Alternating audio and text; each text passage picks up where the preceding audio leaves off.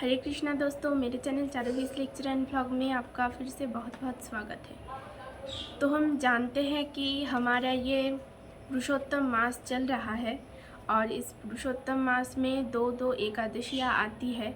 एक है पद्मिनी एकादशी और एक है परमा एकादशी। तो अब मैं आज आपको परमा एकादशी की जो व्रत कथा है वो आपको बोलने की कोशिश करूँगी। तो पहले हम छोटा करके मंगलाचरण करेंगे। ओम अज्ञानतिमिरन्धस्य ज्ञानञ्जनशलाकया चक्षुरुन्मीलितं येन तस्मै श्रीगुरवे नमः। वाञ्छाकल्पतरुभ्यश्च कृपासिन्धुभ्य एव च पतितानां पावनेभ्यो वैष्णवेभ्यो नमो नमः। जय श्री कृष्ण चैतन्य प्रभु नित्यानंद श्री अद्वैत गदाधर श्रीवासादि गौर भक्तवृंद। हरे कृष्णा कृष्णा कृष्णा हरे हरे, हरे राम राम राम हरे हरे।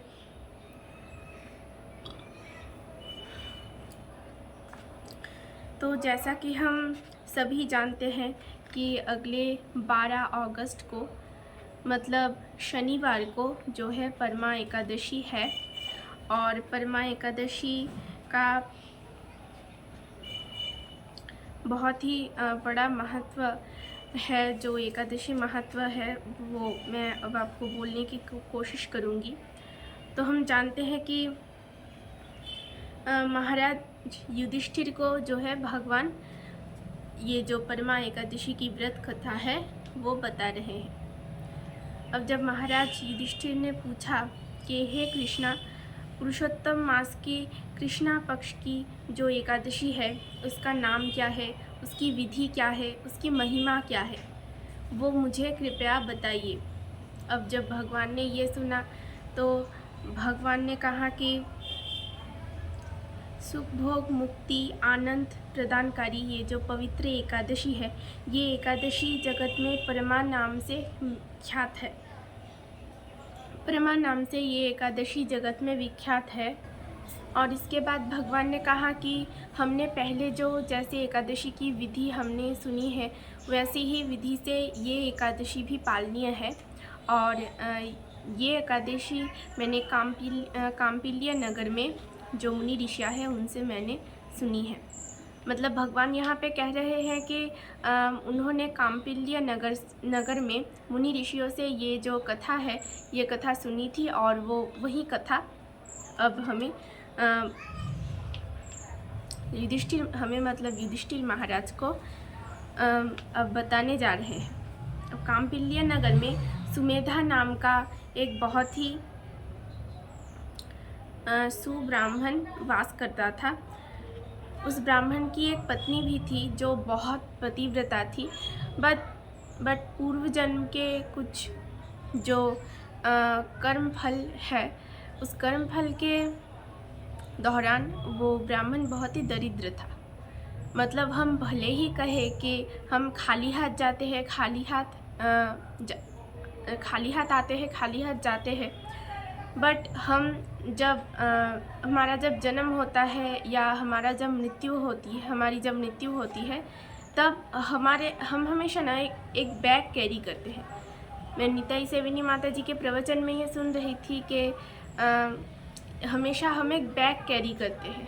मतलब हमने अगले जन्म में जो भी अच्छे काम किए हैं, बुरे काम किए हैं या हमने कोई सुकृतियाँ की है उसका जो भार है वो हमें वहन करना ही पड़ता है। उसका जन्म लेने के टाइम पे वो बैग हम अपने साथ लाते हैं अगले जन्म का। और इस जन्म में हमारा जितना भी हम जितने अच्छे काम या बुरे काम करते हैं हम उसका जो बैग है वो मृत्यु के टाइम पे वो हम लेके जाते हैं। अब ये जो ब्राह्मण थे ये अपने पूर्व जन्म के कुछ काम के दौरान ये धनहीन थे। ये बहुत धनी लोगों के पास भिक्षा मांगने जाते थे पर इनको कुछ भी नहीं मिलता था। तो एक दिन इन्होंने क्या किया, अपने पत्नी के साथ बोला कि देखो अब हम तो धनहीन हैं और मैं बहुत धनी लोगों के पास भिक्षा मांगने जाता हूँ लेकिन वो मुझे कुछ नहीं देते।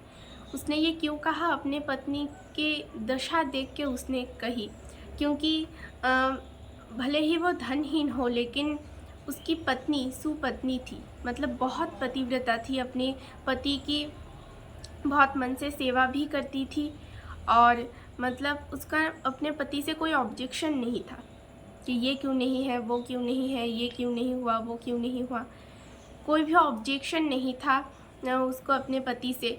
तो इसीलिए और पति की सेवा करते करते उसका शरीर बहुत ही कमज़ोर भी हो गया था और अतिथियों की सेवा करते, अगर अतिथियों के सेवा, हम जानते हैं कि अतिथि को भगवान माना जाता है, तो अतिथियों की सेवा करते करते खुद भी मतलब उन लोगों की मतलब वो जो ब्राह्मण थे और उनकी जो पत्नी थी, इन लोगों को भी अगर अनाहार में रहना पड़े तो वो फिर भी रहते थे। अब इसके बाद क्या हुआ, इसके बाद जब ब्राह्मण ने ये पूछा कि मैं ऐसा दूर देश में जाके भिक्षा करके लाऊंगा, तो तब वो जो स्त्री थी, ब्राह्मण की स्त्री ने कहा कि तुम ऐसे नहीं जा सकते, क्योंकि अगर तुम्हारे भाग्य में नहीं है तो तुम कहाँ पे स्वर्ण पर्वत पे भी क्यों ना जाओ, तुम्हें कुछ नहीं मिल सकता। मतलब उसकी पत्नी का कहने का मतलब क्या था, तुम सोने के पहाड़ पे भी चले जाओ, अगर तुम्हारे किस्मत में कुछ ना रहे तो तुम्हें कुछ नहीं मिल सकता। अब ऐसा जब हुआ तब ब्राह्मण तो बहुत चिंतित हो गया और चिंतित होने के साथ साथ उसको जब चिंतित देखा तो उसके पत्नी ने फिर से कहा कि देखो, और अगर तुम्हारे अलावा मेरा इस दुनिया में और कोई नहीं है और हमारी कोई तो संतान भी नहीं है, और ऐसे में अगर तुम मुझे छोड़ के चले जाते हो तो यहाँ पे सब निंदा करेंगे कि मैं यहाँ पे अपने स्वामी के बिना रह रही हूँ, और हमने पहले जन्म में किसी सत पात्र में दान नहीं किया, इसीलिए हमें इस जन्म में कुछ नहीं मिल रहा है। तो और ये जो वो जो ब्राह्मण थे, उनकी पत्नी ने जैसा कहा कि हमने किसी सत पात्र में दान नहीं किया, तो यहाँ पे एक सीखने की चीज़ क्या है, हमें दान भी करना चाहिए लेकिन सत पात्र में।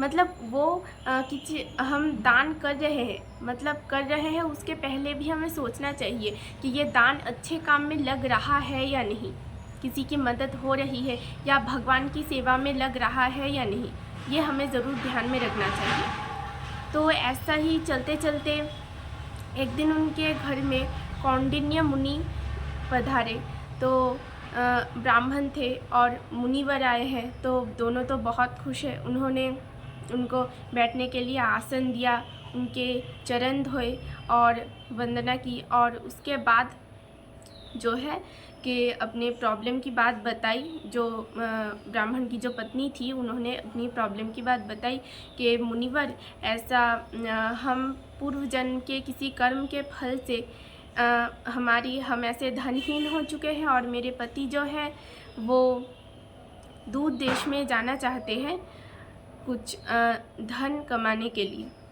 और इससे पहले भी मेरे पति बहुत धनवान लोगों के पास जा चुके हैं, लेकिन उन्होंने कोई भी भिक्षा नहीं दी है मेरे पति को। तब अब देखिए, मुनि ऋषियों का तो स्वभाव होता है कि परोपकार करे, साधुओं का स्वभाव होता है कि वो परोपकार करे। तो ऐसे टाइम पे जो है तो ऐसे टाइम पे कौंडिन्य मुनि ने क्या कहा कि देखिए, आप ना वो जो कृष्ण पक्ष की, मतलब पुरुषोत्तम मास में कृष्ण पक्ष की जो एकादशी होती है, जो जगत में परमा नाम से प्रसिद्ध है, वो वाली एकादशी आप कर सकते हैं। उससे आपको बहुत लाभ मिलेगा। उस एकादशी से आपको सिर्फ आपको ही क्यों, किसी को भी, अन्नहीन को अन्न मिलता है, धनहीन को धन मिलता है। ये जो व्रत है, ये पहले धनपति कुबेर ने पहले किया था, ये जो सुंदर व्रत है, और इस व्रत को पालन करने से राजा हरिश्चंद्र अपना राज्य, अपनी पत्नी, अपने पुत्र, सब कुछ वो उन्होंने फिर से पाया था, सिर्फ और सिर्फ इसी व्रत के प्रभाव से। तो यहाँ पे जैसे मुनिवर ने कहा कि देखिए देवी, आप लोगों की समस्या दूर हो सकती है, आप ये व्रत कीजिए। तो ऐसा कहने से जो है वो जो ब्राह्मण थे और ब्राह्मण की पत्नी थे, उन्होंने ये जो व्रत है ये व्रत पालन किया। पुरुषोत्तम मास के कृष्ण पक्ष आने पर ये जो परमा एकादशी है, उन्होंने बहुत निष्ठा के साथ ये एकादशी पालन की। और ये जो व्रत हो गया, इस व्रत के बाद जो है यहाँ पे व्रत कथा पे जैसा लिखा हुआ है, व्रत के बाद जो है राजभवन से राजकुमार उनके पास आए, जो कि ब्रह्मा के आदेश से आए थे, और उनको धन संपत्ति, गाभी, गृह सब कुछ उनको दिया। राजभवन से राजकुमार आए। इस व्रत ये जो व्रत है ये अनुष्ठान करने के बाद जो है राजभवन से राजकुमार आए, जो कि स्वयं ब्रह्मा के आदेश से आए थे। अब वो राजकुमार ने ब्राह्मण को बहुत ही धन संपत्ति, गृह, गाभी प्रदान की, और इस व्रत पालन के माध्यम से ये जो राजा जो आए थे, राजकुमार जो आए थे, वो परमा एकादशी इन्होंने पालन की थी ब्राह्मण ने। तो वो लोग तो उन्होंने, हमने पहले ही जाना कि धनहीन को धन प्राप्त होता है। अब वो जो है वो पहले उनको तो फल मिल ही गया, ऊपर से ब्राह्मण ने वो जो राजा था उसने किसी ब्राह्मण को ये सब दान किया है। इसके लिए उसकी गति विष्णु लोक तक हुई। अब विष्णु लोक मतलब वैकुंठ, और जहाँ पे कोई कुंठा नहीं है, वैकुंठ जहाँ पे कोई कुंठा नहीं है, अब वैकुंठ में हुई। और यहाँ पे हम देख सकते हैं कि धनहीन को धन भी प्राप्त हुआ। और सब जब अंत हो गया, तब वो जो ब्राह्मण दंपति थे उनका जो दुख था, वो दुख की भी समाप्ति हो गई। और इस एकादशी को जो पालन नहीं करता है इस एकादशी को, वो ये जो 84 लाख ये जो जन्म है, इसमें 84 लाख जो योनि है, इसमें घूमते घूमते भी उसको कहीं भी सुख नहीं मिलता। और ये व्रत महत्व श्रवण करने के बाद जो है युधिष्ठिर महाराज अपने परिजनों के साथ, अपने परिजन शुभाकांक्षियों के साथ ये व्रत पालन किया था। और इसके साथ साथ इस व्रत कथा का अंत होता है।